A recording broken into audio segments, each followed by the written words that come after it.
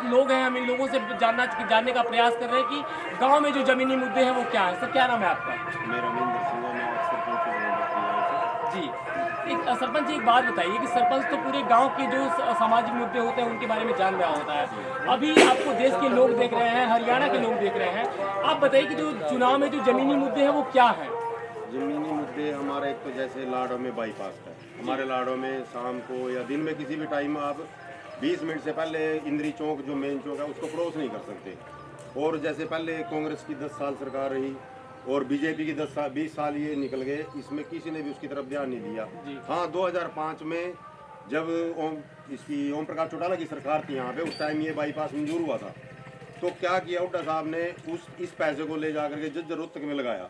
और वो on record बात है कि ये कोई मतलब ये नहीं है कि कोई वैसे कही बात है, ऑन रिकॉर्ड बात है। चौधरी शेर सिंह बड़सामी 2009 में यहाँ से एमएलए होते थे, उन्होंने हुड्डा साहब को विधानसभा में पूछा था ये भी, हुड्डा साहब ये जो सड़कें आपने हमारी नहीं बनाई, नौकरी तो इस इलाके को दी ही नहीं इन्होंने, ना 10 साल कांग्रेस ने ना बीजेपी ने दी। तो बड़सामी साहब ने विधानसभा में पूछा भाई ये जो रोड है हुड्डा साहब इसको भी उठा करके उधर रोहतक झज्जर में ले जाओ, क्योंकि हमारे बाईपास को यहाँ से ट्रांसफ़र करके उसका सारा बजट रोहतक में ले गई है। तो यहाँ पे जो ज़्यादा ज़मीनी मुद्दे हैं, एक जैसे गरीब आदमी है, महंगाई है और बेरोजगारी बहुत ज़्यादा है, किसी ने नौकरी नहीं दी, ना हुड्डा के राज में लगी ना कांग्रेस के राज में लगी। तो ये चीज़ें इनके पीछे, इसी के पीछे। चुनावी माहौल को लेकर के आप कांग्रेस के बारे में भी बता रहे हो कि उनके समय भी नहीं मिली, इनके समय में भी नहीं मिली। तो अभी जो मुद्दा है चुनाव का, जो भी उम्मीदवार वोट मांगने के लिए आ रहा है उसके तो अपने मुद्दे हैं, वो बहुत बड़े बड़े वादे भी कर रहा है। तो जनता किन मुद्दों पे किस माहौल में इस बार वोट करेगी? जनता सबके काम देखेगी।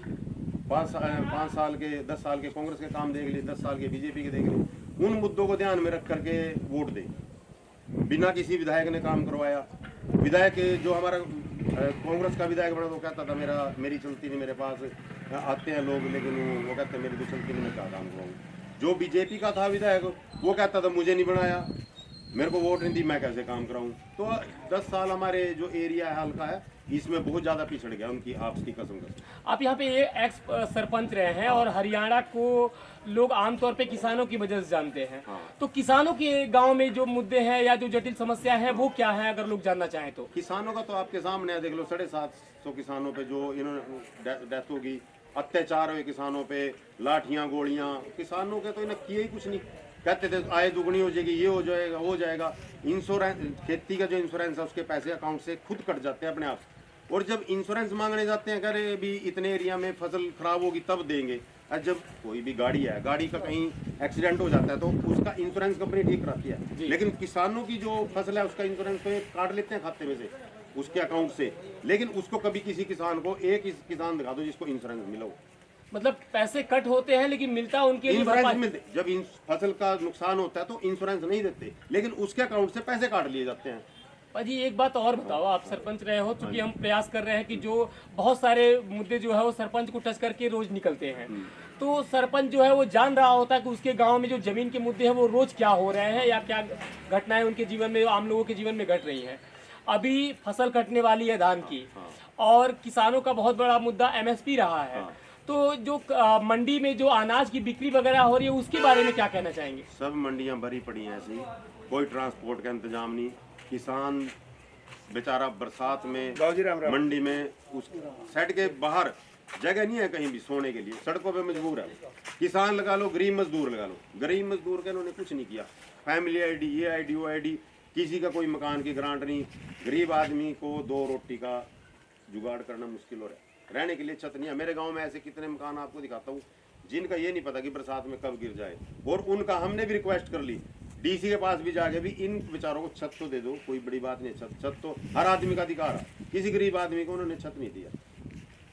हम आपको ये इसलिए बता रहे हैं क्योंकि हम स्वयं सरकार के बारे में इतनी बड़े बड़े प्रचार देख रहे हैं, बहुत बड़े बड़े होर्डिंग और बोर्ड वगैरह लगे हुए हैं कि प्रधानमंत्री आवास योजना से 3 लाख लोगों को घर मिल गया, 4 लाख लोगों को घर मिल गया। लेकिन जब हम आम आदमी के पास जा रहे हैं तो वो कितना असंतुष्ट है या उसके जीवन में जो समस्याएं हैं वो कितनी जटिल है, जब हम उससे बात कर रहे हैं, उसको दिखा रहे हैं तो पता चल रहा है।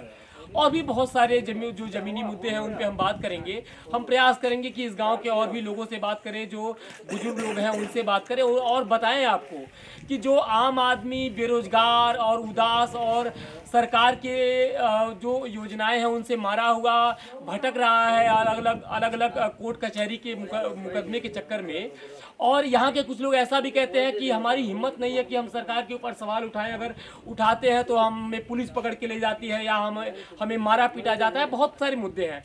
सर एक बात बताइए कि हम जब गांव में जा रहे हैं तो अलग अलग पक्ष मिल रहा है, कोई बुराई करता है सरकार की, कोई तारीफ करता है सरकार की, लेकिन इस बार का जो विधानसभा चुनाव है वो कितना अहम लग रहा है और आपको क्या क्या माहौल देख रहे हैं इस बार के चुनाव में? माहौल तो ऐसा देखो, जब भी जो गरीब आदमी है, जो जमीन से जुड़ा हुआ आदमी है, और उसका चौधरी देवलाल के साथ पहले समझौता था तो सफाया कर दिया था बीएसपी और चौधरी देवलाल इनेलो पार्टी हरियाणा में, पहले लोकदल पार्टी होती थी। इनका जब भी आपसे समझौता था, क्योंकि गरीब कमेरा मजदूर किसान दोनों कमेरा वर्ग से आते हैं, दोनों खेत में काम करने वाले, चाहे कोई कितना बड़ा जिम्मेदार है, कितना बड़ा किसान है, वो मजदूर के साथ शाम तक अपने खेत में, दोनों एक ही जगह से बिलोंग करते हैं, दोनों जुड़े हैं आपस में। ये जब भी इकट्ठे हुए हैं, इन्होंने दूसरे कोई कांग्रेस हो बीजेपी सबको साफ कर दिया। अब की बार भी ऐसे ही होगा, क्योंकि ये वोट जो है ये बोलती नहीं वोट, वो अपना काम करते हैं बटन दबा करके। जनता खामोश है, जनता खामोश है। कांग्रेस सोच रही है मेरे को वोट देंगे, जबकि कांग्रेस ने कोई कमी नहीं छोड़ी मजदूर आदमी के साथ पूरा करने में। हुड्डा साहब ने देखा तंवर शैलजा सबके साथ क्या किया। ये एक मिनट हम आपको रोकना चाहेंगे। ये आप समझ पा रहे होंगे, ये तारीफ कांग्रेस की नहीं है, ये तारीफ भारतीय जनता पार्टी की नहीं है।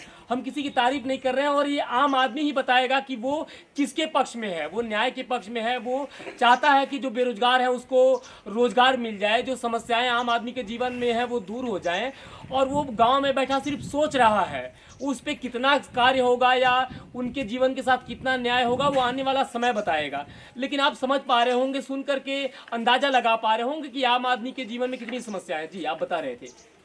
ऐसा है जी, देखो पहले तो कांग्रेस के 10 साल से तंग होकर के गरीब आदमी ने वोट दी थी, चलो बीजेपी आई है, कुछ सब लोगों को बड़ी उम्मीदें थी। जी बीजेपी ने उनसे भी ज्यादा बुरा हाल कर दिया। गरीब आदमी की तो कोई सुनवाई नहीं है जी, पैसे वाले के काम होते हैं, पैसा दो काम कराओ।